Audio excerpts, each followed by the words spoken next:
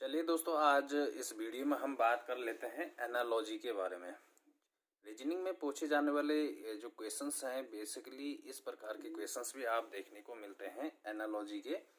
सबसे पहले एनालॉजी और सीरीज में आपने अगर इससे पहले की सीरीज नहीं देखी है, सीरीज वाले क्वेश्चन नहीं देखे हैं, तो आप पहले सीरीज वाले क्वेश्चन देखेंगे और उसके बाद एनालॉजी के क्वेश्चन देखेंगे तो आपको ज़्यादा समझ में आएगा। ठीक, तो जो एनालॉजी और सीरीज में जो अंतर था, मेनली सीरीज में एक पूरी सीरीज में किस प्रकार से रिलेशंस होता है, आपके पास संबंध होते हैं। पहले एक शब्द हो सकता है, एक लेटर अल्फ़ाबेट हो सकता है, या आपका एक नंबर हो सकता है। इसमें किस प्रकार का संबंध होता है, इसके बारे में हमने बात की।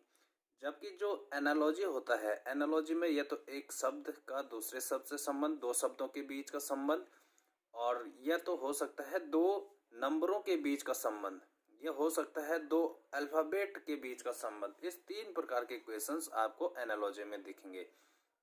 और जो ये शब्दों के बीच का संबंध होता है, इनको एक समानुपात चिन्ह, इस चिन्ह को बोलते हैं समानुपात चिन्ह। समानुपात के चिन्ह द्वारा अलग किया जाता है। ठीक, समानुपात का मतलब ये होता है कि जो संबंध इन दोनों के बीच है, वही संबंध इन दोनों शब्दों के बीच भी होगा, या दोनों जो भी यहाँ पे अंक हैं उनके बीच भी होगा। ठीक है, समानुपात।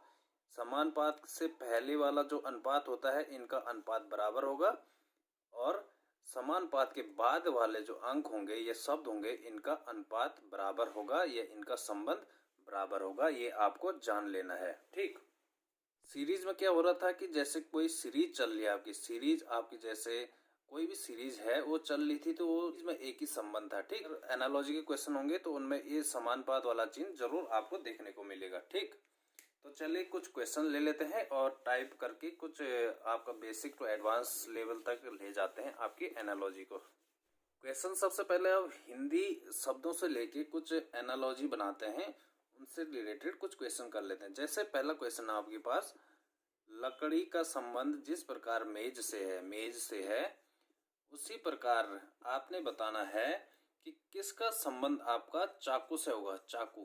ठीक, अब यहाँ पे देखिए आप, ये आपका अनुपात का चिन्ह होता है और ये समानुपात का चिन्ह होता है। समानुपात से पहले इन शब्दों के बीच जो संबंध है, जो रिलेशन है, वही रिलेशन आपको इन दोनों के बीच, इन दोनों शब्दों के बीच, या अल्फ़ाबेट हो सकता है यहाँ पे, या आपके नंबर हो सकते हैं। ठीक, या अंग्रेजी के आपके लेटर हो सकते हैं। ठीक, तो इनके बीच का संबंध आपने एक जैसा बनाना। जैसे आप, लकड़ी आपकी मेज की बनी है, ठीक, तो चाकू किसका बना होता है। अब आपने ये अनुमान अपने दिमाग से काउंट करना है, ये चीज़ों के बारे में पता होना चाहिए आपको कि किससे बना होता है। ठीक, तो चाकू किससे बना होता है, आपका स्टील से बना होता है। यहाँ पे स्टील हो सकता है, या आपका लोहा हो सकता है। ठीक, तो ये ऑप्शन में देख के आपको इनको हल करने की कोशिश करनी है कि उसमें किस प्रकार के ऑप्शन दिए गए हैं। अगर स्टील दिया है तो स्टील का होगा। अगर सपोज करो यहाँ पे इस्पात दिया है, पता ही नहीं, आपने तो स्टील पढ़ा है, लेकिन आपने जो ऑप्शन होंगे उनको सरल करते हुए इनका आंसर देना है। ठीक है, इस्पात हो सकता है, ये हो सकता है यहाँ पे क्या हो, धातु का हो सकता है, धातु हो सकता है, धातु का, क्योंकि इस्पात एक धातु है, तो यहाँ पे धातु हो सकता है। ठीक, तो ये ऑप्शन देख के आपको पता करना है।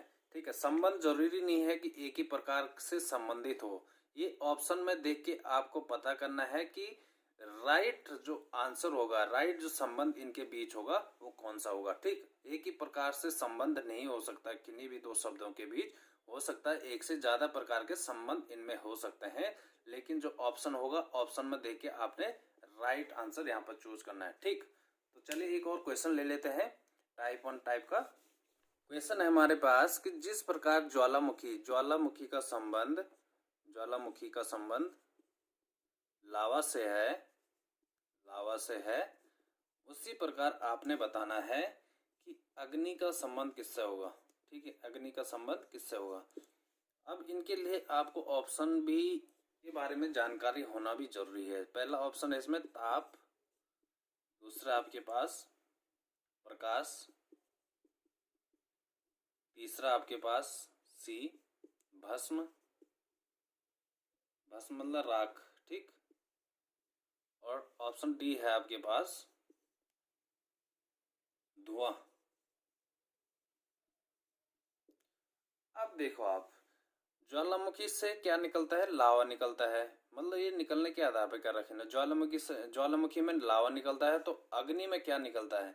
अब अग्नि में क्या निकलता है? धुआं निकलता है, धुआं भी निकलता है, प्रकाश भी निकलता है। भाई अग्नि है तो प्रकाश भी होगा, भस्म भी निकल सकता है। ठीक है, भस्म मतलब उसका जो रेजिड्यू होता है वो भस्म होता है। ठीक, अब आपको इसमें राइट आंसर कैसे चूज करना है?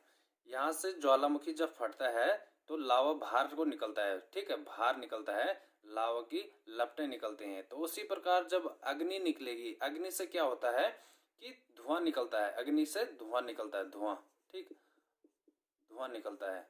तो यहाँ पे जो राइट आंसर लग रहा है वो आपका धुआं होना चाहिए, ना कि आपका भस्म या प्रकाश नहीं होना चाहिए। इसी प्रकार का एक और क्वेश्चन ले लेते हैं कि कॉफी का संबंध जिस प्रकार से कैफीन से है, कैफीन, ठीक है, कैफीन में कॉफी में कैफीन होता है, उसी प्रकार आपने बताना है कि तंबाकू में क्या होता है? तंबाकू का संबंध किससे है? तंबाकू का संबंध किससे है? ठीक, अब ये तो जनरली सिंपल सा क्वेश्चन है आपके पास। ऑप्शन ए है आपके पास टेनिन से, टेनिन। ऑप्शन बी है आपके पास निकोटीन, निकोटीन। ऑप्शन सी आपके पास एलेक्सिन, और ऑप्शन डी है आपके पास, ठीक है, नोवाकेन। तो इसमें तो आपको साफ साफ दिख रहा है कि कॉफी में कैफीन होता है तो तंबाकू में क्या होता है? निकोटीन होता है। तो इस प्रकार से जो हिंदी शब्द है आपके पास, क्योंकि हिंदी लैंग्वेज आप ज़्यादा फैमिलियर होते हैं तो ये आसानी से आप इनका अनुमान लगा लेते हैं कि कौन सा शब्द यहाँ पे आने वाला है। अब हम क्या करते हैं, टाइप 2 प्रकार के क्वेश्चंस पे चलते हैं। टाइप 2 क्वेश्चन में क्या होगा कि जो आपकी अंग्रेजी अल्फ़ाबेट्स हैं, इन अल्फ़ाबेट्स को इस प्रकार से आपका एक रेशियो में आपको देखने को मिलेंगे जिनका संबंध अलग अलग प्रकार से हो सकता है। ठीक है, और आपने उन दोनों प्रकार के जो संबंध है, उन दोनों का संबंध है, उसी प्रकार के जो अदर वर्ड हैं उन अल्फ़ाबेट को उसी आधार पे, उसी संबंध के आधार पे उनको डिजाइन करना है। ठीक, तो जैसे हमारे पास कोई शब्द है, सपोज करो NJMP का संबंध जिस प्रकार से PLOR से है, उसी प्रकार से आपने बताना है कि RTVX का संबंध किससे होगा। ठीक है, RTVX का संबंध किससे होगा। अब यहाँ पे आपने इनका सबसे पहले क्या करना है कि इनके बीच का संबंध आपने फाइंड आउट करना है और उसी संबंध के आधार पे इनको भी संबंधित कर देना है। ठीक, अब यहाँ पे आपको लेक्चर पहला था हमारे पास कि अल्फ़ाबेट के बारे में जानकारी थी, उस अल्फ़ाबेट की जानकारी को आपने यहाँ पे यूज करना है। अगर आपने वो वाला लेक्चर नहीं देखा है तो आप इसको शुरू करने से पहले जो हमारा पहला लेक्चर है हमारे पास अल्फ़ाबेट का, उसको देखना जरूरी है, ताकि आपको इन नंबर्स की, आपको किस प्रकार से इनको संबंध करना है, किस प्रकार से इनका जो क्रमवार से किस प्रकार से इनका नंबरिंग होती है, उसके बारे में आपको जानकारी मिल जाएगी। तो सबसे पहले अगर हम बात करते हैं अल्फ़ाबेट, जो हमारी अल्फ़ाबेट्स वर्णमाला होती है, इसमें अगर इनके नंबर की बात करेंगे तो इसका नंबर होता है 14, N बराबर 14, J का होता है 10, M का होता है आपका 13 और P का होता है आपके पास 16। ठीक, इनकी बात करेंगे तो जो P का नंबर होता है आपका 16 होता है, और L का होता है 12, और O का होता है 15, और R का होता है आपका 18 होता है इसका। ठीक है, सिफल और X। ठीक, तो 18 हो गया। अब आपने इनका किस प्रकार से संबंध देखना है। यहाँ पे N 14 था तो यहाँ पे कितना हो गया? P हो गया 16 हो गया, +2 कर रखा है इनने इसमें। J यहाँ पर 10 था तो यहाँ पे 12 हो गया, +2 कर रखा है। M कितना था? यहाँ पर 13 था, यहाँ पे 15 होगा, 13 2 15, +2 कर रखा है इसमें भी। P यहाँ पे 16 था और यहाँ पे R 18 हो गया तो +2। इसका मतलब ये हुआ कि जो इनके बीच संबंध है, +2 का संबंध है, आपने इनको +2 करके यहाँ पे इसी प्रकार से लिख दिया है। अब आपने इसी प्रकार का संबंध यहाँ भी दिखाना है। ठीक है, R +2 करेंगे तो यहाँ पे आ जाएगा +2, और T +2 हो जाएगा तो यहाँ पे आ जाएगा सेकेंड जो वर्ड होगा वो +2 का हो जाएगा, और V +2 हो जाएगा यहाँ पे थर्ड वर्ड, और X +2 हो जाएगा यहाँ पे फोर्थ वर्ड हो जाएगा। ठीक, +2, तो R +2 क्या हो जाएगा? RST हो जाएगा। T +2 क्या होगा? एस टी यू वी, यहाँ पे हो जाएगा यू वी, और भी प्लस 2 क्या हो जाएगा आपका एक्स हो जाएगा, भी यू वी डब्ल्यू एक्स, ठीक, और एक्स का प्लस 2 क्या हो जाएगा एक्स वाई जेड हो जाएगा, ठीक। तो इस प्रकार से ये जो शब्द बन जाएगा का संबंध इसमें भी हो जाएगा, ठीक। एक और क्वेश्चन ले लेते हैं इसी प्रकार का संबंध वाला, अल्फाबेट वाला। जिस प्रकार से हमारा संबंध DAM से है का संबंध आपका MAD से है, उसी प्रकार का संबंध आपने बताना है आपका WARD का संबंध किससे होगा। अब यहाँ पे देखिए, आपने यहाँ पे देखा कि आपको कुछ चीजें तो आपको सिंपल देख के ही पता लग जाएगी, ठीक। तो जैसे यहाँ पे देखेंगे आप, तो यहाँ पे जो M था इस प्रकार से संबंध है, ठीक, एक दूसरे के विपरीत कर रखे इन्होंने, जो पहला था वो लास्ट कर दिया और जो लास्ट था वो पहला कर दिया। तो यहाँ पे तो सीधा देख के आपको पता लग जा रहा है कि ये आपका इनका संबंध विपरीत संबंध है, ठीक है, इनके शब्द विपरीत कर दिए गए हैं। तो इसकी प्रकार का अगर आप इसका भी संबंध बनाएंगे तो ये हो जाएगा DRAW हो जाएगा, ठीक है, इसका विपरीत संबंध हो जाएगा, ठीक। तो संबंध जरूरी नहीं है कि आपका प्लस माइनस करके हो सकता है, आपकी जो लेटरिंग है वो आपकी इनवर्स करके भी आपकी रिलेशंस बता सकता है, ठीक। जैसे जैसे लेवल बढ़ेगा तो वैसे वैसे आपकी जो सोचने की एबिलिटी होगी वो भी आपकी बढ़ती जाएगी इन क्वेश्चंस में, ठीक। अगला क्वेश्चन ले लेते हैं एक इसी प्रकार का। जिस प्रकार कैट का संबंध CAT कैट का संबंध आपका DDA से है, DDY से है, उसी प्रकार आपने बताना है आपका जो BIG है, बिग का संबंध आपका किससे होगा, ठीक। अब यहाँ पे सबसे पहले आपने इस प्रकार के क्वेश्चन में क्या करनी है कि इनकी नंबरिंग करनी है कि इनका कितना नंबर था हमारा जो अल्फाबेट की आपकी वर्णमाला में है, इनका कितना नंबर है। तो कैट का नंबर आपको पता है 3 है, ए का होता है 1, टी का होता है 20, डी का कितना होता है आपके 4, डी का 4 और वाई का हो जाता है आपका 25, ठीक। अब आपने इनका संबंध देखना है, 3 + 1, यहाँ पे +1 का संबंध है, ए प्लस का संबंध है इनके साथ, और 20 + 5, ठीक है। तो इनका संबंध क्या हो 1, 3, 5 से है, ठीक, पहला सब। अब जो सीरीज थे हमारा, अब यहाँ पे आप देखेंगे सीरीज से किस प्रकार से भिन्न है। सीरीज में हम क्या कर रहे थे कि जो संबंध यहाँ पे है वही संबंध यहाँ पे होगा, वही संबंध यहाँ पे होगा। लेकिन इन अल्फाबेट में जरूरी नहीं है कि केवल +1 +1 +1 ही हो, ठीक है। हो सकता है कि जो पहला वर्ड है उनमें +1 का संबंध है, दूसरे में +3 +5 का तीसरे में है। और आपने क्या करना है कि जो संबंध यहाँ पे है उसी प्रकार का संबंध जो आपका समानुपात के दूसरी तरफ के वर्ड हैं उनमें भी देखना है। तो यहाँ पे अगर हमारे पास B है तो B का जो पहला शब्द होगा, संबंध होगा, वो +1 का होगा, और I का जो संबंध होगा वो +3 का होगा, और G का जो संबंध होगा वो +5 का होगा। तो B +1 प्लस क्या हो जाएगा C हो जाएगा, I के साथ 3 का संबंध हो जाएगा तो I J के L हो जाएगा, और G के साथ +5 का संबंध क्या हो जाएगा आपके पास L हो जाएगा, ठीक।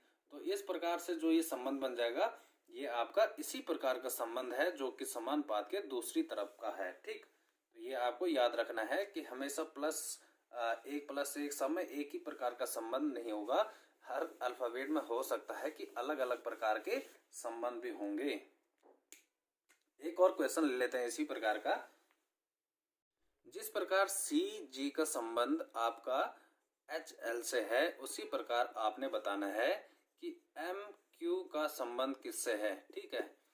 तो सबसे पहले आपको बताया था कि इसमें लेटरिंग करनी पड़ेगी आपको। C का नंबर होता है आपके पास 3 और G का नंबर होता है 7, H का नंबर कितना होता है 8 और L का नंबर होता है 12, ठीक।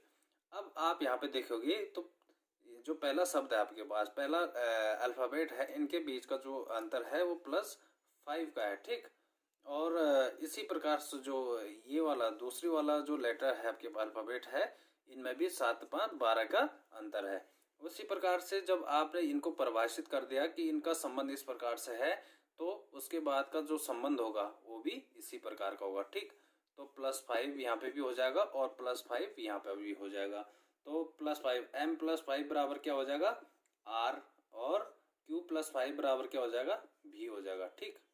तो ये आपका इसी प्रकार का संबंध है जो कि समानुपात से पहले दिए गए शब्दों के बीच या अल्फाबेट के बीच है, उसी प्रकार का संबंध ये भी बन जाएगा, जिसको कि एनालॉजी कहते हैं, समानता कहते हैं। टाइप 3। टाइप 3 में क्या होगा कि कुछ न्यूमेरिकल क्वेश्चन ले लेंगे, अंकों से आधारित क्वेश्चन लेंगे। ठीक, तो क्वेश्चन है आपके पास, जिस प्रकार 7 का संबंध 48 से है उसी प्रकार आपने बताना है कि 12 का संबंध किससे होगा। ठीक, अब सबसे पहले आपने क्या करना है कि जो आपके संबंध दे रखा है आपको, इसके बारे में पता करना है कि इनके बीच किस प्रकार का संबंध हो सकता है। ठीक, तो अब यहाँ पे देखो अचानक से संख्याएं बहुत ज़्यादा बढ़ रखी है, तो इसका मतलब हो सकता है यहाँ पे स्क्वायर का संबंध हो या क्यूब का संबंध हो। हमने स्क्वायर का संबंध लिया तो 7 का स्क्वायर तो 7 7 49 हो गया, यहाँ पे कितना है 48, मतलब -1 कर रखा है इन्होंने। ठीक, तो इस प्रकार से यहाँ पे जो संबंध होगा कि x का स्क्वायर -1। ठीक, इसी प्रकार से यहाँ भी आपने संबंध इस प्रकार से बनाना है कि जो संबंध यहाँ पे है, जैसे 12 का यहाँ पे 7 का स्क्वायर था, उसी संख्या का स्क्वायर था, तो यहाँ पे 12 का स्क्वायर -1 हो गया, तो 12 12 की 144 और -1 बराबर 143, यहाँ पे आंसर आ जाएगा। अब यहाँ पे आपने देखनी है कि जो संख्याएं हैं आपके पास, दूसरी संख्या है, इसमें बहुत प्रकार से एक जो ये पहली संख्या है इनसे विभिन्न प्रकार से संबंधित हो सकती है। इनका जो ऑप्शन होगा आपके पास, यहाँ पे जो ऑप्शन दिए होंगे आपके पास, 4 ऑप्शन दिए होंगे, उन 4 ऑप्शनों को कंसिडर करते हुए आपने इनका संबंध परिभाषित करना है। इनमें हो सकता है एक से ज़्यादा संबंध आप इनमें बना सकते हैं। जैसे आप क्या कर सकते हैं, 7 गुणा के 6, 7 6 42 प्लस 6 48। ठीक है, तो इस प्रकार का संबंध भी हो सकता है इनमें, लेकिन ऑप्शन में किस प्रकार के यहाँ पे ऑप्शन है हमारे पास, जैसे हमारे पास यहाँ पे 143 ऑप्शन था, तो हमने इस प्रकार का संबंध इसमें दिया है। और अगर 143 नहीं होता तो हम इस प्रकार का संबंध भी इसमें स्थापित कर सकते थे। ये आपको मेंशन करना होगा जब आपके क्वेश्चंस में आपको ऑप्शन दिखे होंगे, उसमें आपको ऑप्शन के आधार पे आपको इनको संबंधित करना है, परिभाषित करना है। ठीक, इसी प्रकार से एक और क्वेश्चन ले लेते हैं। जिस प्रकार 64 का संबंध आपके 100 से है, उसी प्रकार आपने बताना है कि 49 का संबंध किससे होगा। ठीक, ऑप्शन ए है आपके पास 36, ऑप्शन बी आपका 63, ऑप्शन सी है आपके पास आपका 81 और ऑप्शन डी है आपके पास 144। ठीक, ये आपको बताना है। अब यहाँ पे देखिए, आप जो संख्याएं हैं उनमें किस प्रकार का संबंध हो सकता है। इसमें आपने क्या करना है कि जो आपकी पहली संख्या है, यहाँ पे 64 है, यहाँ पे आपकी 100 है, तो इनमें हो सकता है कि किसी का वर्ग बन सकता है, किसी का क्यूब हो सकता है, किसी संख्या से गुणा कर सकता है, किसी में भाग कर सकता है। तो 64 में आपको पता है कि 8 का स्क्वायर बराबर 64 होता है। तो जब आपने इस संख्या को, जरूरी नहीं है कि इसका संबंध इससे हो सकता है, इन दोनों में भी आपका इस प्रकार का संबंध हो। ठीक है, तो उसी प्रकार 10 का संबंध किससे होगा, आपका 100 से होगा। ठीक, तो उसी प्रकार जब आपने 8 और 10 हो गया, तो यहाँ पे 7 का संबंध आपका 49 है, तो यहाँ पे 9 का संबंध होगा। ठीक, क्योंकि इन दोनों के बीच का गैप 2 का है, तो यहाँ भी 2 का गैप होगा, तो 9 9 81 हो जाएगा यहाँ पे। ठीक, तो ऑप्शन सी इसमें राइट आंसर होगा। इस प्रकार से एक और क्वेश्चन हम ले लेते हैं और उसको जानने की कोशिश करेंगे कि किस प्रकार से ये हो रखा है। जिस प्रकार 5 का संबंध आपका 30 से है, उसी प्रकार आपने बताना है कि 8 का संबंध किससे होगा। ठीक, अब यहाँ पे देखिए, आप संख्याएं बहुत ज़्यादा बढ़ी हुई हैं, हो सकता है इसमें आपका स्क्वायर हो रखा हो और गुणा हो रखा हो। ठीक, तो 5 का 30 से किस प्रकार से संबंध हो सकता है, 5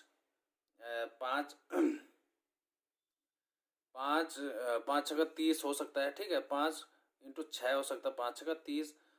लेकिन आपने क्या करना है कि जो ऑप्शन है आपके पास, ऑप्शन में किस प्रकार की आपकी ऑप्शन दे रखे हैं, उनके आधार पे आपने इनको डिफाइन करना है। ठीक, तो ऑप्शन है आपके पास 14 दे रखा आपके पास, ऑप्शन ए 14, ऑप्शन बी है 50, ऑप्शन सी है आपके पास 69 और ऑप्शन डी है आपके पास 80। अब आपने इनको इस आधार पे करना है। ठीक,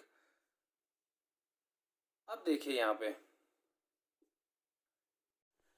यहाँ पे हम क्या पहली बात हमने की थी कि 5 का संबंध 30 से किस प्रकार से होता है, हो सकता है 5 गुणा के 6 बराबर 30 क्या होगा।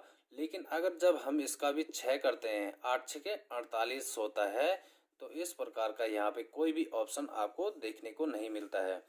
इसलिए हम क्या करेंगे, यहाँ पे जाएंगे 5 का स्क्वायर करके देखिए, 5 पंजे 25 प्लस 5 30, ठीक है, 5 पंजे 25 प्लस 30, ठीक है। प्लस माइनस हो सकते हैं दो क्रियाएं एक साथ, किसी भी आगे एनालॉजी हो चाहे सीरीज हो चाहे कोई भी अदर आपकी रीजनिंग से संबंधित क्वेश्चन है, उनमें दो क्रियाएं एक साथ चल सकती हैं, ठीक है। आपके दिमाग को जांचने के लिए ऐसा किया जाता है कि 2-3 क्रियाएं हो सकती हैं एक साथ चल रही हो, ठीक।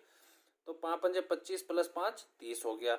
अब इसी प्रकार जब हमने इसका स्क्वायर किया तो यहाँ भी स्क्वायर करेंगे, 8 64 प्लस 5 बराबर आपका 69, और ये 69 आपके ऑप्शन में है। इस आधार पे हम कह सकते हैं कि जो इनका संबंध है वो आपका स्क्वायर प्लस 5 था, ना कि 5 इंटू 6 था, ठीक। तो ये आपको ध्यान रखना है कि ऑप्शन में क्या आपके ऑप्शन दिए गए हैं उनके आधार पे ही आपको इनको जो आपका संबंध है उनको परिभाषित करना है। अब एक और क्वेश्चन ले लेते हैं जिसमें 2-3 क्रियाएं एक साथ हो। जैसा कि आपका जिस प्रकार 17 का संबंध आपके 60 से है, उसी प्रकार आपने बताना है आपका कि 20 का संबंध किससे होगा, ठीक। 20 का संबंध किससे होगा। ऑप्शन इसमें ए दे रखा आपके पास 47, ऑप्शन बी दे रखा आपके पास 69, ऑप्शन सी दे रखा आपके पास 81, और ऑप्शन डी दे रखा आपके पास 93, ठीक। अब आपने सबसे पहले इसका संबंध फाइंड करना है कि किस प्रकार से ये संबंधित हो सकता है। अब 17 से आपका 60 का किस प्रकार का संबंध हो सकता है। 17 इंटू 3 करेंगे आपको, सपोज 17 51, 17 51 प्लस 9 बराबर कितना हो गया, 60 हो गया, ठीक है। इसमें पहले गुणा किया हमने और दूसरी बार आपके क्या कर दिया, इसको क्या कर दिया, प्लस कर दिया। तो इस प्रकार से संबंध हो सकता है अदर भी हो सकता है। 17 चौको 68 हो सकता है, 17 चौको 68, 17 इंटू 4 68 माइनस 8 हो सकता है, ठीक है। तो इस प्रकार का संबंध भी हो सकता है, लेकिन आपने ऑप्शन देखना है कि किस प्रकार से हो सकता है। भी सपोज करो हमने ये माइनस वाला ले लिया यहाँ पे, ठीक है, 17 चौको 68 माइनस 8 बराबर, अब ये ऑप्शन ले लिया हमने सपोज, ठीक है, 17 इंटू 4 माइनस 8, ठीक है, बराबर 60, और यहाँ पे हमने ये क्या किया था, 17 इंटू 3 प्लस 9 बराबर 60। अब पहले माइनस वाला देखना हमने, माइनस ऑप्शन किस प्रकार से हमारे पास 20 का करेंगे हम, 20 में 20 चौको 80, 80 माइनस 8 बराबर 72, 72 है ऑप्शन में, कहीं पे नहीं है, कहीं भी ऑप्शन में नहीं दिख रहा 72। उसके बाद हमने क्या करना है कि अब ये करना है तीसरा वाला, तो 20 या 60 प्लस आपका 9 था तो बराबर 69, तो 69 वाला संबंध आप देखोगे ऑप्शन में कहीं ना कहीं आपको दोनों में से एक दिखेगा। तो ये 69 वाला संबंध इसमें लगा हुआ है, ना कि -8 वाला। तो इस प्रकार से हमने देख रहे हैं हम कि एक दो शब्दों के बीच या दो संख्याओं के बीच एक से ज़्यादा संबंध हो सकते हैं। ये आपको तभी पता चलेगा कि आपके जो एग्जामिनर हैं उसने किस आधार पे इनको परिभाषित, इस संबंध को परिभाषित किया है।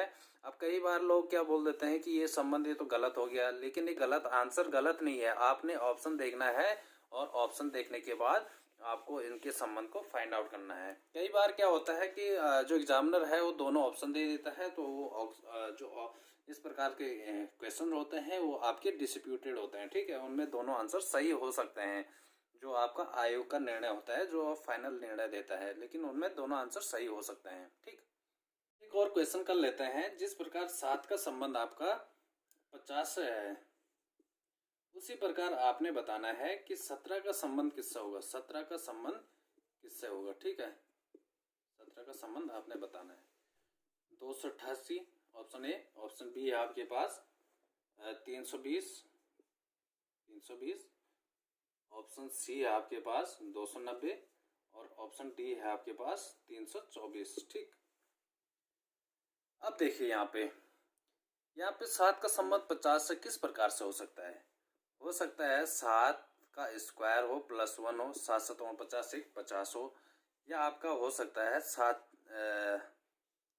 7 6 42 प्लस 8 हो सकता है, इस प्रकार का संबंध भी हो सकता है, या आप इस प्रकार से भी संबंध हो सकता है 7 8 56 माइनस 6 हो सकता है। ठीक, आपने ऑप्शन देखना है कि ऑप्शन में किस प्रकार की संख्याएं हैं आपके पास, ज़्यादा हैं कम हैं, किस प्रकार के हैं। सबसे पहले हम ये प्लस वाला ले लेते हैं, 7 6 करके प्लस 5 ले लेते हैं, तो 17 इंटू 6 प्लस 8, तो 17 छके 102 प्लस 8 बराबर 110। तो 110 आपकी किसी भी ऑप्शन में यहाँ पे नहीं दिख रहा है। ठीक, इस प्रकार के रिलेशंस की प्रोबेबिलिटी बताने की कोशिश की जा रही है आपको किसी भी क्वेश्चन में कि इस प्रकार हो सकता है। ठीक, उसके बाद हमने क्या किया, 8 लिया। ठीक है, 17 गुणा किया 8 प्लस क्या करेंगे, माइनस माइनस माइनस 6 करेंगे यहाँ पे, तो 17 8 136 माइनस 6 बराबर 130। तो 130 अगर आप ऑप्शन में देखेंगे तो कहीं भी नहीं है।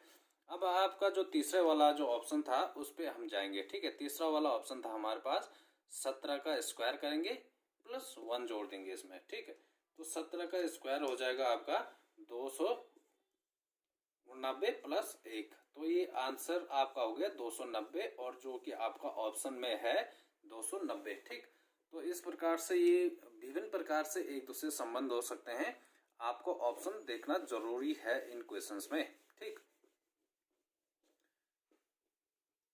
अब अगला क्वेश्चन एक दो और कर लेंगे और उसके बाद आपकी जो एनालॉजी की प्रैक्टिस है इसको आप यहाँ पे बाइंड अप कर लेते हैं। ठीक, तो अब टाइप का क्वेश्चन है कि कोई सेट दिया गया आपके पास, सेट ऑफ द नंबर दिया गया है, जैसे कि 4 4 25 81।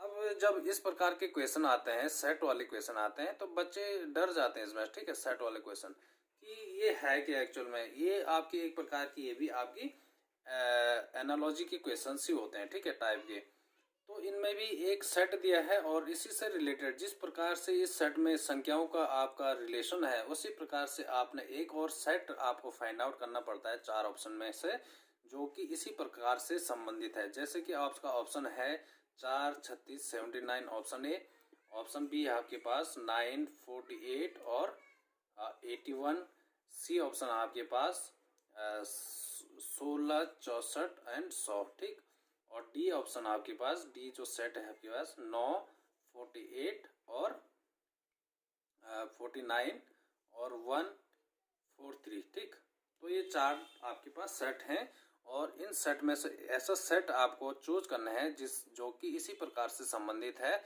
जिस प्रकार से कि आपको दिया हुआ है, तो ये आपको फाइंड आउट करना है। तो सबसे पहले यहाँ देखिए, आप इस सेट में इनने क्या कर रखा है कि जो 2 है, 2 का स्क्वायर कर रखा है, यहाँ पे 5 का स्क्वायर कर रखा है और यहाँ पे 9 का स्क्वायर कर रखा है, 2 5 9 का आपका सेट बना रखा है। पॉसिबिलिटीज है कि ये स्क्वायर का सेट हो। ठीक, अब हो सकता है कि इन दोनों के बीच का गैप का अंतर हो। ठीक, तो गैप में आप जब देखेंगे तो 4 6 24 प्लस 1, 4 6 24 प्लस 1 और 25 6, तो ये प्लस माइनस में नहीं है, इसमें इसी प्रकार का संबंध है, क्योंकि 25 छक्का 150 हो जाता है, 150 प्लस 1 तो 151 होना चाहिए यहाँ पे, लेकिन यहाँ पे 81 है। ठीक, तो इस प्रकार से इनका संबंध इस प्रकार से नहीं है, इनमें स्क्वायर का ही संबंध है। तो इनमें से आपने इस प्रकार का जो एक सेट देखना है जो कि इसी प्रकार से संबंधित है। यहाँ पे देखेंगे आप तो यहाँ पे 4 का 2 का स्क्वायर है, 6 का स्क्वायर है और यहाँ पे 79 किसी का स्क्वायर नहीं होता है। ऑप्शन बी में देखेंगे आप तो ऑप्शन बी में क्या है, 3 का स्क्वायर है, 3 3 9, ये किसी का नहीं, 9 का स्क्वायर है, ये भी नहीं है। यहाँ पे 16 ये वाला देखेंगे आप तो यहाँ पे 4 का स्क्वायर, यहाँ पे 64 है, तो 8 का स्क्वायर 8 8 64 और 10 का स्क्वायर, तो इस प्रकार से आप देखेंगे यहाँ पे कि ये भी एक प्रकार का स्क्वायर का सेट है। ठीक, यहाँ पे देखेंगे तो यहाँ पे 3 का स्क्वायर, यहाँ पे 7 का स्क्वायर, लेकिन 143 किसी का नहीं होता है। ठीक है, तो ये नहीं है, तो ऑप्शन सी आपका राइट आंसर हो जाएगा यहाँ पे, जो कि यह दर्शाता है कि जो आपका दिया हुआ सेट है उसी प्रकार का इसमें भी संबंध है। एक और सेट वाले क्वेश्चन ले लेते हैं। ये सेट वाले क्वेश्चंस जनरली पूछे जाते हैं कुछ एग्जाम्स में, तो वहाँ पे ये आपको प्रॉब्लम देने लग जाते हैं, तो उनके बारे में हम बात कर लेते हैं। जैसे कि 14 है आपके पास, 23 है और 32, ये एक सेट है। ठीक है, सेट मतलब ये संख्याओं का सेट है। अब इसी प्रकार जिस प्रकार से इनमें संबंध है, इसी प्रकार का संबंध आपने बताना है कि किस जो आपके चार सेट दे होंगे उनमें बताना है आपके। जैसा कि पहला सेट आपके पास 31 है, ठीक। ऑप्शन बी है आपके पास 14, 19 और 24, ठीक। ऑप्शन सी है आपके पास 13, 21 और 29। ऑप्शन डी आपको दिया है 12, 21 और 30, ठीक। तो ये चार सेट आपको दिए हुए हैं। अब किस प्रकार से संबंधित है, सबसे पहले आपने ये देखना है कि इसका इससे किस प्रकार से संबंध हो सकता है। तो हो सकता है कि ये इससे प्लस माइनस से भाग कुछ भी हो सकता है इनमें, ठीक है। कोई भी गणितीय क्रियाएं इनमें लग सकती हैं नंबर्स में। तो 14 से आप इनका संबंध किस प्रकार से देखेंगे ये आपको देखना है, ठीक। तो यहाँ पे देखिए 14 है, अगर 14 में अगर कुछ गुणा और भाग करते हैं, 14 दूना 28, तो ये तो ज़्यादा हो जाएगा, है ना। और अगर इसमें भाग करते हैं तो 14 में भाग करेंगे तो तब कम हो जाएगा। तो इसका मतलब इसमें है कि इसमें कुछ ऐड कर रखा है इन लोगों ने, ताकि ये वाली संख्या आ रखी है। तो 14 और 9 23 हो गया, ठीक है। 9 का प्लस पहली वाली जो सेट का पहला अंक है उनमें 9 का संबंध है। उसी प्रकार से जो दूसरा संबंध है इनका, उसके बारे में देख लेंगे। तो यहाँ पे 23 प्लस यहाँ पे 32 है, तो इसमें भी प्लस 9 का संबंध है।